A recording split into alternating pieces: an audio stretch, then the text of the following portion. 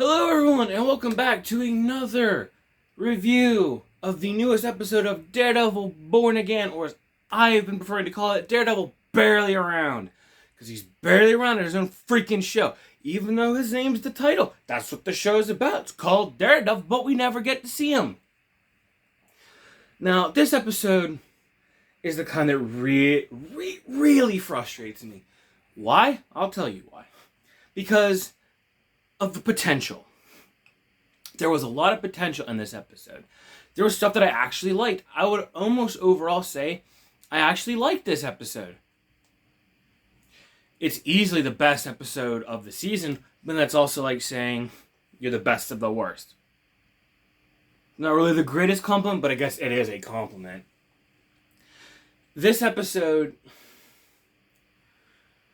it probably has the most action so far and the least amount of scenes with all the annoying characters that nobody cares about. They're still there. Don't you worry, they're all still there. But they're there less, maybe.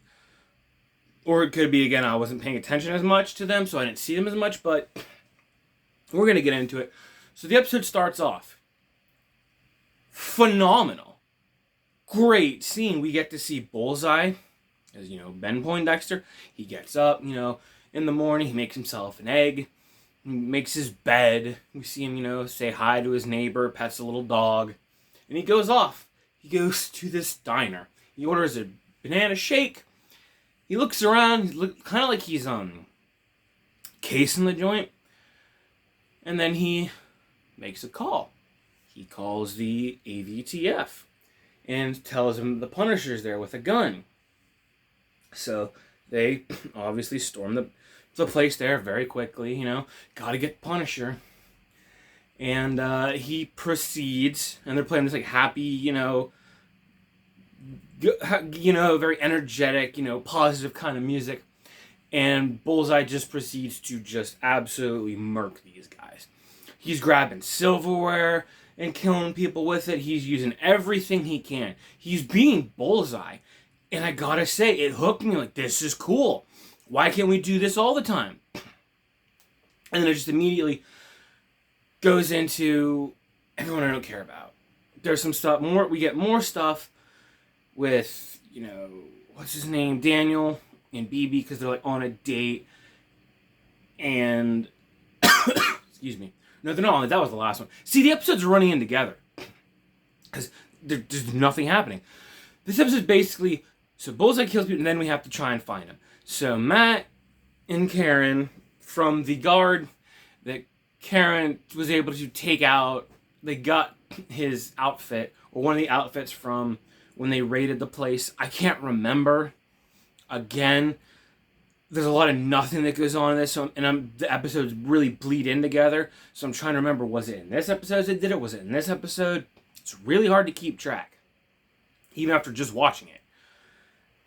And so Matt basically puts on this AVTF soldier's outfit, and he goes trying to he starts trying to track down and find Bullseye, which was kind of enjoyable. I didn't mind it. Matt being a little bit of a detective. He ends up going to the church, which I don't know if I mentioned, probably didn't, but in episode 2, we see Bullseye in church. He's trying to find Sister Maggie, who, if you watch the original series, we know that is Matt's mom, but apparently she's on sabbatical. How convenient. So Matt goes there, and he meets with the same priest in training. I'm not sure what the specific name for them is called. He sees that Matt talks to him, and he asks him some questions about, essentially, Bullseye. He doesn't tell him it's Bullseye, but he's asking him, does anyone come through here, this, that, and the other thing? I'm looking for this specific person.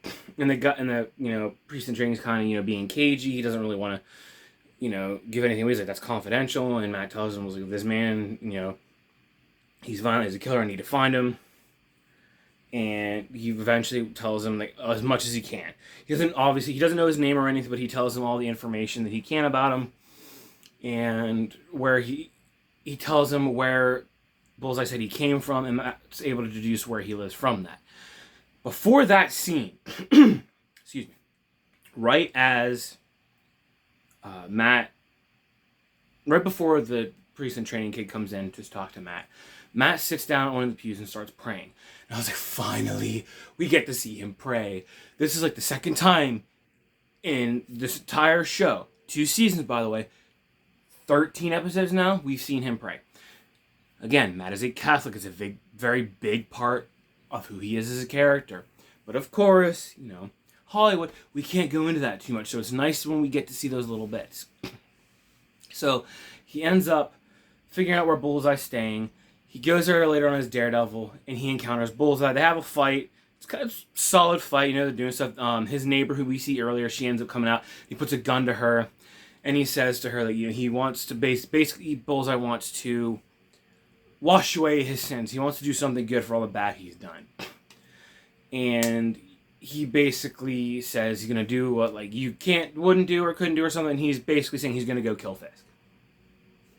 Well, that's going, or maybe Vanessa, one of the two, either one probably, because Vanessa is the one who ordered the hit on Foggy, or both of them probably. Well, that's going on. We see Fisk is getting ready for this big, charity fight to raise money for his Born Again New York initiative thing. So they're basically getting together this fight with Fisk and this other guy. We see him, training throughout the last couple episodes. And at one point he sends Vanessa off to talk to the governor, because he doesn't want her there in case anything happens, and he also needs her help to, maybe, sweet talk the governor, which she does. But of course, while they're there talking, female governor, Mrs. Fisk, and they're there talking, and she's talking about how, she doesn't trust her husband. Is like, why do you keep him around, or why do you stay with him? You can do this all by yourself. And it's like, yeah, of course, let's just cut Kingpin even more. So she's like, I love him, he's my husband. And the governor's like, well, I'm afraid of Mayor Fisk, but I can back Mayor Fisk and Mrs. Fisk. So it's like, it's a good thing that Vanessa was there, because it's just there's more ways to make Fisk look worse and ruin him as a character and a villain. Really hard to take this guy seriously. So there's some stuff with Kirsten. I don't care. Daniel and BB end up going to the fight together, and at the fight, Fisk is fighting the guy, and Fisk is just wailing on this guy. He has no chance. He even says, I think, he's not gonna when his trainer or the referee or one of those guys are talking to him. He's telling him, what to do, and Fisk says, "Don't worry, he won't lay a glove on me." And it's like, yeah, and he ends. It's true to his word, he doesn't.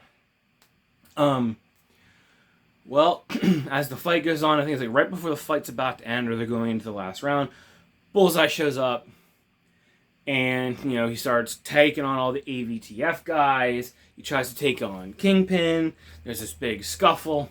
They end up kind of getting Bullseye down on the ground. Did I say Deadpool? I meant to say Bullseye if I did. My brain's kind of, whatever. Bullseye kind of gets subdued-ish. He gets knocked down. Fisk goes to pull out a gun on him and shoot him. Daredevil shows up. He knocks it out of his hand with his billy club. He's able to get Bullseye. They get out of there. All the AVTF guys are closing in on him. And then the very last shot of the show, we hear Vanessa say Wilson. He turns and looks at her. And we see her kind of from this angle. She starts to turn. And she has this big honking chunk of glass in her temple. Just bleeding. And she drops. Fisk screaming, get a medic or whatever. He runs over and we just see a pool of blood forming from behind her. So it looks pretty obvious that she's dead. Because it's not one of those, she got, shot here or, stabbed here and, just the right place where it might not be. She has a glass shard stuck inside the side of her head. Now, of course, it's a TV show. It's based on a comic book. They could figure out some way to keep her alive. But I doubt it, because I feel like this is really going to be where things start to spiral. The governor's going to turn on him. He's going to start getting, feeling like, he's backed into a corner. He's going to lash out. And we're going to get, proper evil Kingpin. It just, cost, us getting rid of Vanessa finally to do that. So all in all, I mean, like I said, I love the opening scene with Bullseye. I like seeing that in the church again, which... It's frustrating that they don't do that more. I mean, I see him touch with his Catholic roots. I like the kind of, Matt Plan detective. That was cool. the fight scene with Bullseye, although quick, it was decent. It was nice. I like that. And then, you know, the boxing match was kind of cool. I didn't mind that. Bullseye showing up it kind of felt like a repeat of what was episode 8 of season 1, where they're at the ball and Bullseye shows up, tries to kill them. So it's like they're kind of retreading the same ground again. But for the most part, I did still enjoy it. It wasn't. I mean, enjoy, you know, in regards to, well, I'm watching 2 seasons of garbage. So it's like, if I can get some kind of enjoyment, it's like, you know, it's like I'm like a dog with a bone. It's like, I'll take it. You know, it's still maybe at best like 5.5 out of 10, if that I might be being generous. But, you know, it was nice to see, you know, a little bit more Daredevil than we've gotten to see in the other episodes. You know, again, that show's called Daredevil, not side characters no one cares about. So yeah, it's gonna be. I don't want to say I'm interested, but it's like I'm kind of like curious as to what they're gonna do. Not so much interested or excited, but yeah, that's basically it for this episode. Very simple. Not a whole lot going on as per the usual. That's basically it. I'm going to call it here because I don't have a whole lot more to say. Again, I get very straightforward, very simple. I'll take it. As opposed to the last couple, I will take this. Everyone said, you know, people who have seen the full season, seen the full show, were like, oh, if you get past the first, like, 4 episodes, that's when the show's gonna get started, which I'm really sick and tired of. If you fooled me with season 1, you're not gonna fool me with this one. But regardless, we shouldn't have to wait X amount of episodes before a show gets going. You watch season 1 of the Netflix show, season 1 immediately grabs you, or episode 1 immediately grabs you. Episode 2 is my favorite episode of the show, where we get to see him all beat up, and he meets Claire, and we get his origin story, and we get the iconic hallway fight scene. You know, that was episode 2. It wasn't a season finale or something. Every episode kept you interested and involved. This show, I heard someone talking about it because I was watching some other people, because I'd already seen the episode. I was curious to hear their takes. A lot of people said it feels like with, you know, movies and TV shows today, it just feels like everything's about hype moments for TikTok, you know? It's not about story or character. It's just about, can we put out a hype moment that people are going to put on TikTok and talk about? And if you really think about it and look into it, especially with, like, you know, DC and Marvel, I think they're on to something. But anyway, that's going to be it for me for this one. As always, I genuinely appreciate you guys taking the time out of your days to watch these. Please, if you're so inclined, leave a like, comment, and subscribe, because I enjoy doing this. It's fun to get this stuff out of my head, and I hope I've entertained you guys a little bit, or informed you in some way, shape, or form. But that is going to be it for me today. Once again, thank you guys for watching. Hope you guys have a great day, night, afternoon, whenever you're watching this. And I will catch you guys in the next one. Peace and love, everybody. See you later.